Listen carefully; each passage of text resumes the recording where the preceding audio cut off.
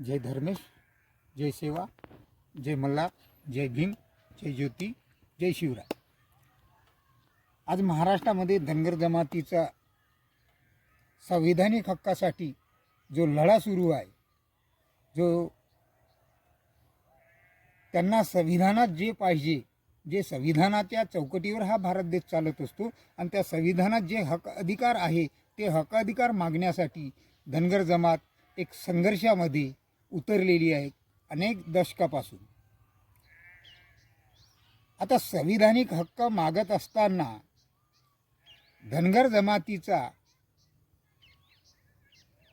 ज्या संविधानिक हक्काचा संबंध हा धनगराच्या शरीराशी नसून धनगराच्या मनाशी आहे आणि मनाला जर ताठ उभं करायचं असेल तर ज्याप्रमाणे श्रीकृष्णाने अर्जुनाला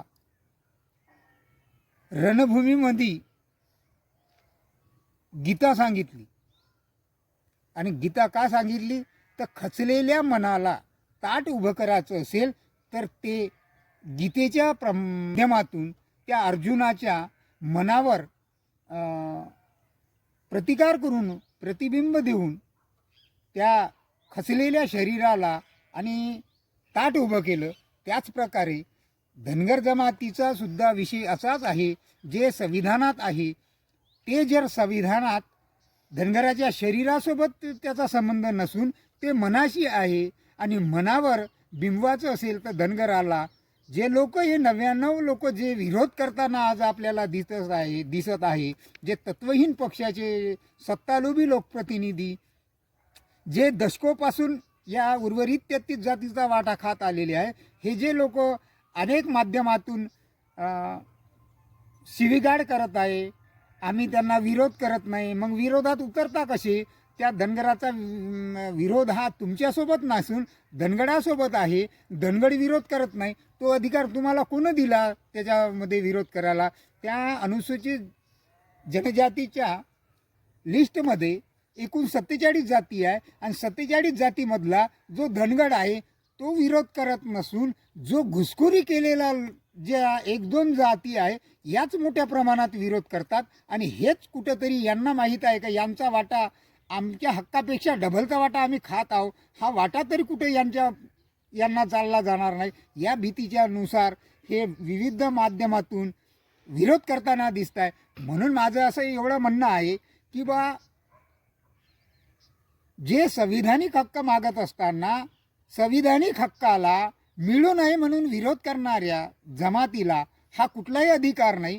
शासनाने जो लोकप्रतिनिधी त्या शासनाच्या त्या उच्च पदावर बसलेला आहे त्या शासनाच्या लोकप्रतिनिधींनी त्यांना त्यांच्यावर गुन्हे दाखल करावे आणि त्यांना त्या अशा कृत्यापासून संविधानिक विरोधी कृत्यापासून थांबवावे एवढी त्यांना आशा करतो। इंग्रजाच्या सल्तनतमध्ये कहावत आहे, सूरज कभी डुबता नहीं।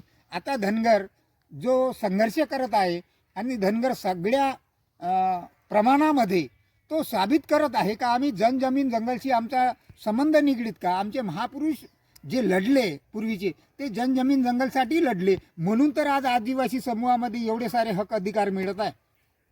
परंतु हे कुठेतरी ते विसरले आणि विसरले म्हणून यांना फुकटचा सगळ्याचा वाटा खाण्याची जी आदत लागलेली आहे, जे यांचा आर्थिक राजकीय आणि शैक्षणिक जो प्रगती झालेली आहे यांना वाटतं आहे कुठे हे आले तर यांचा वाटा यांना गेल्यावर आम्हाला कुठे कमी मिळेल का? म्हणजे आमचा वाटा जाईन का? अरे तुम्हाला भेटेन जिसकी जितनी लोक संख्या भारी उसकी उतनी भागीदारी हेच आमच्या वाट्यामध्ये कुठं सामील होत आहे।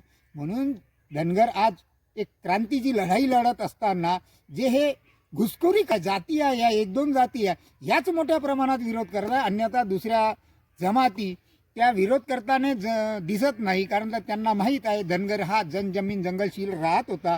आत्ताच एका व्हिडिओमध्ये झिरवळ म्हणाले, झिरवळ आदिवासी आहे हे दऱ्याखोऱ्याशी राहतात आणि त्याला आदिवासी म्हटल्या जाते, त्यांची प्रगती नाही। अरे मग धनगरसुद्धा दऱ्याखोऱ्यात राहत आहे, दशकोपासून दऱ्याखोऱ्यात राहत आहे, त्यांच्या काही मेंढ्याचा चारा काही गावात नसते, दऱ्याखोऱ्यातच असते, ते तिथंच झोपतात, तिथंच राहतात, 12-12 महिने राहतात। हा इतिहास आहे. आणि त्या आजही दऱ्याखोऱ्यामध्ये त्यांची व्यवस्था झालेली नाही, त्यांची मुलं शिकलेली नाही, आणि मग तुम्ही त्यांना विरोध करता. तुम्हाला तो अधिकार तरी दिला कोण? म्हणून माझं म्हणणं आहे का बाबा, एक जण तर म्हणते जा तिकडे मेंढर चाराला. हे कुठलं भाषा आहे का? संविधानावर हा भारत देश चालतो, आणि जे लोकप्रतिनिधी आहे ते लोकप्रतिनिधी त्या संविधानाच्या त्या उच्च पदावर बसलेल्या, हे लोक असे कसे ऐकून घेतात? म्हणजे अन्याय करणाऱ्याला साथ देतात की काय, अशी शंका आज धनगर जमातीत आलेली आहे. ज्या प्रकारे कामना आणि कष्ट याच्या पलीकडं वर्त म्हणजे कर्तव्य असतात, मग हे कामना म्हणजे यांनी कुठंतरी लालचीमध्ये पडलेले आहे, आणि लालचीच्या माध्यमातून हे आम्हालाच मिळो असे यांनी कष्ट, एक विरोध प्रदर्शन केल्यासारखं हे दाखवत आहे, परंतु स्वतःचं कर्तव्य ते विसरलेले आहे असं मला वाटते. म्हणून इथं कुठेतरी यांना आळा घालावा.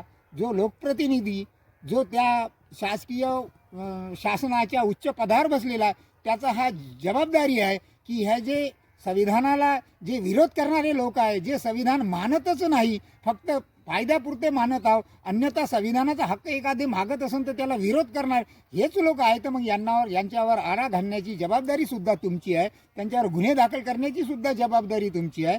परंतु असं होताना दिसत नाही. हे मोठे खेदाची बाब आहे. कारण संसदेमध्ये 4 बिल झालेले आहे. 8 नंबरचं 1956ला एक बिल झालेलं आहे लोकसभेत, आणि राज्यसभेत ते मंजूर झालेलं आहे. त्याला पुढे 63 नंबर पडलेला आहे, 63/1956. त्या नंबरचा आदेश दिनांक 25/9/56ला तो आदेश निघालेला आहे. त्याच्यानंतर 11 नंबरचं बिल आहे, व्यवहार मंत्रालयाचं बिल आहे, 25/4/60ला आहे. गोंडवन, राजगोंड, आवरान आणि धनका, धनगड हे असे शब्द याच्यामध्ये आलेले आहे, आणि ते शेड्यूल ट्राईबमध्ये ऑलरेडी आहे. त्याच्यानंतर 8 नंबरचं बिल आहे व्यवहार न्याय मंत्रालयाचं, त्याच्यात अमेंडमेंट झालेली आहे. त्याचा गृहमंत्र्याचा 19/10/1956चा तो CR नंबर आहे 2477. एक कायदा आहे क्रमांक 37, आणि हे स्टेट ऑर्गनायझेशन झालेलं आहे. एवढे सारे झालेले आहे. त्यानंतर आत्ता 2006ला वन हक्क कायदा काढला, त्यामध्ये सुद्धा धनगराचा शब्द स्पष्ट नमूद आहे. मग एवढं सारं नमूद असताना सुद्धा संविधान आम्हाला काय देतो? समता, बंधुता, न्याय देतो. या तत्वावर जर भारतातला नागरिक आणि या संविधानाच्या चौकटीवर जर भारत देश चालत असेल, तर मग ते न्याय हक्क मागण्यासाठी एक जमात संघर्ष करतो आणि दुसरा माणूस त्याला विरोध करतो.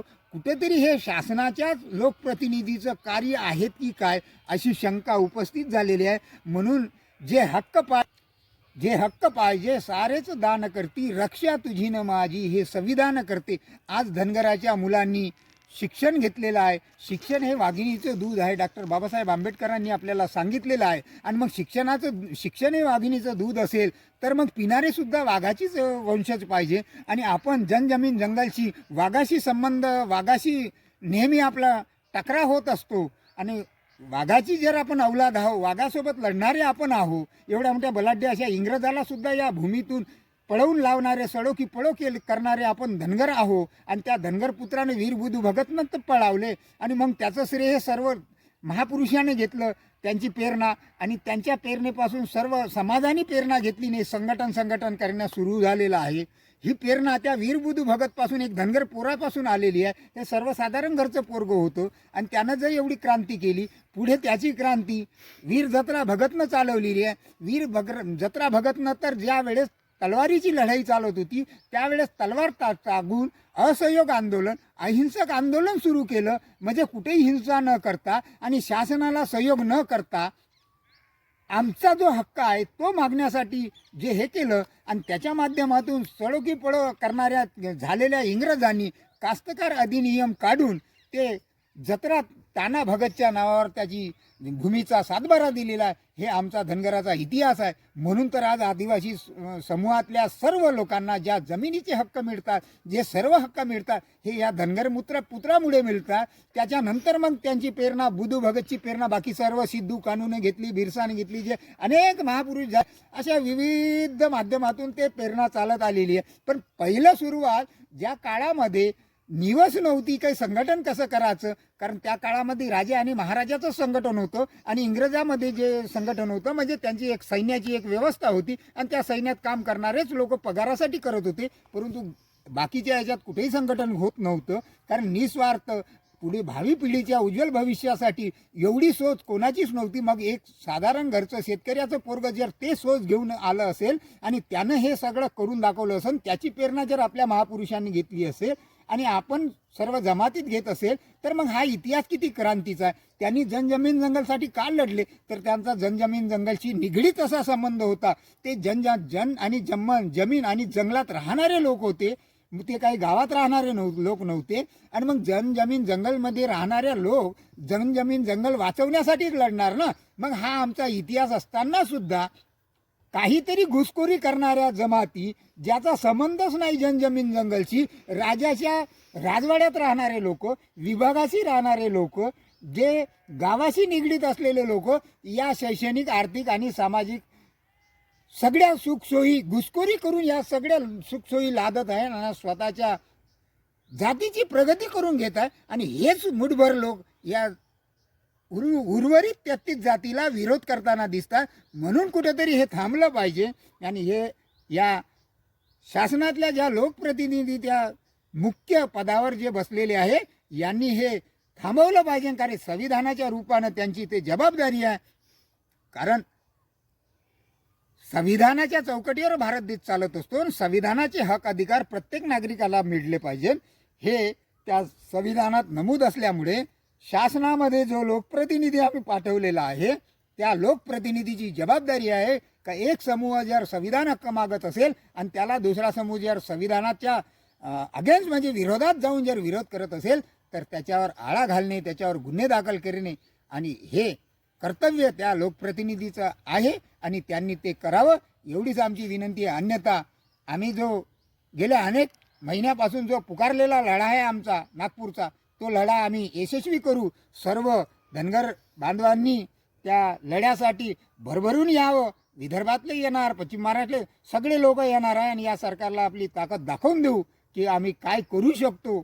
याच्यात ना नेता ना पक्ष, सकल धनगर समाज फक्त एकटाच धनगरच समाज असल्यामुळे